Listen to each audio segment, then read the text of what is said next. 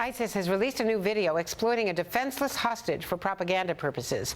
This time, it is British captive John Cantley, appearing as though he were a news correspondent reporting from Kobani, claiming that the city is about to fall into ISIS's hands, something U.S. officials dispute.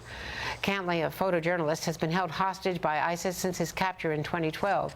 The slick video is just another example of the ISIS publicity machine, and they've got the money to keep it going. According to the Treasury, ISIS is raking in about $1 million a day. David Cohen is Undersecretary of Treasury for Terrorism and Financial Intelligence and joins me now from the White House. David, how is ISIS making all this money? Hey, Andrea. Look, ISIL makes money in a variety of ways. In part, as you noted, from about $1 million a day, give or take, in oil sales, where they are taking oil from the territory where they're currently operating and selling it on the black market. They also raise money in part by receiving ransoms for kidnapped victims that are freed, in part from a whole variety of different types of crime and extortion within the areas in Iraq and Syria where they're operating, and to some extent from external donations.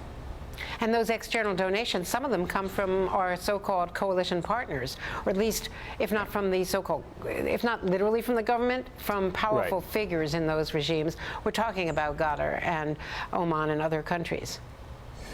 Well, right. I don't mean to suggest that there are any governments, certainly no governments in the anti-ISIL coalition who are funding ISIL, but there are individuals who are operating in some of the Gulf countries that are raising funds, sort of bundling these funds together and transferring them into Syria and Iraq for ISIL's use. But that is a smaller part of the funding streams today for ISIL. The more significant funding streams are really the sale of oil, the ransoms, and some of the extortion and crime that's going on in the territory where they're currently operating. Let me ask you about the oil, because you said recently in a speech that they have been selling on the black market to Iraqi Kurds, to brokers in Turkey, and are even making contracts with the Assad regime, their avowed enemy. Right. And what ISIL has done is, to some extent, they have inherited long-standing smuggling routes where oil and other commodities were smuggled out of Iraq and Syria into Kurdistan, into Turkey, and they have been using those smuggling routes to sell oil. And we also have information that they are also selling some of that oil to the Syrian regime. Just I think a further indication of just how depraved the Assad government is. They are paying ISIL for oil, helping to fund that terrorist organization that found its footing in Syria and is now, of course, spread across into Iraq. We interviewed on Friday Diane and John Foley, James Foley's parents. James Foley, of course, one of the hostages who was beheaded, who was executed. And they are rethinking what happened with them. The White House had told them, don't go public. ISIL or ISIS had told them, don't go public, we'll kill your son. They were told that it is illegal to pay ransom, even through third parties.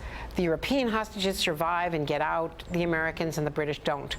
Isn't there anything that the American government can do about this policy, which seems to mean that, according to the New York Times reporting this Sunday, the Americans and the British are being tortured throughout their captivity, and the Europeans are getting free? Look, I mean, our hearts go out to the Foley family and to the families of the other hostages that have been brutally murdered by these terrorists. What we do as a government is everything we possibly can to help to free those who are taken hostage, including Jim Foley. I mean, there was a rescue attempt over the summer to try and free Jim Foley from his captors. But what's incredibly important is that what we generate is an international consensus against the payment of ransom. These ransoms only fuel the activity of these terrorist organizations. It allows them to operate, it allows them to take additional people hostage and to brutalize additional populations.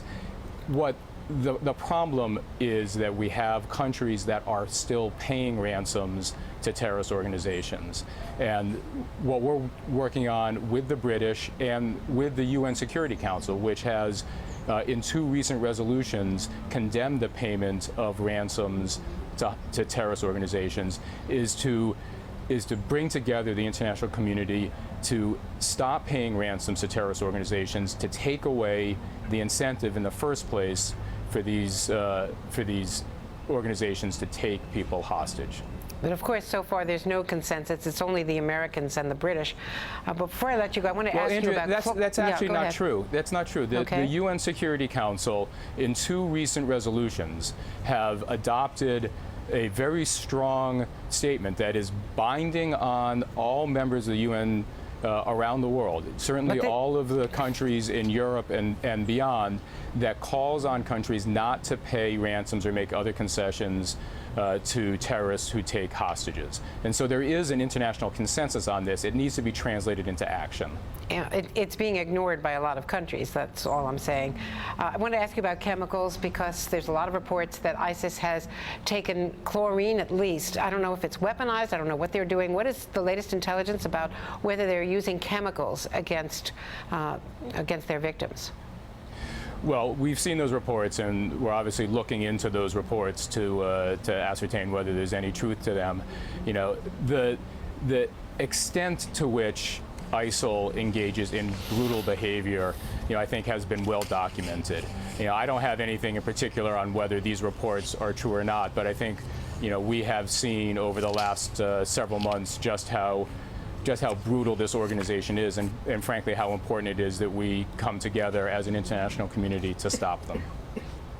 David Cohen, the Undersecretary of the Treasury, thank you. Thanks, David, very much.